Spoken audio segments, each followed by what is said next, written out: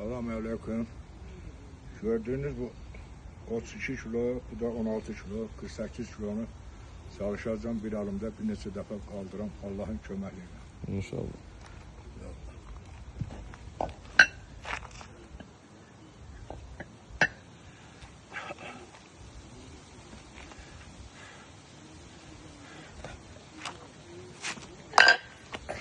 Ya Allah.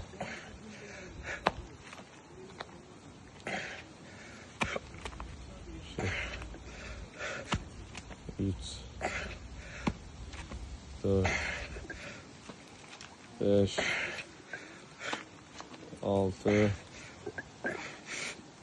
yedi, sekiz. Maşallah. Aferin. Maşallah olsun. Allah şükür olsun.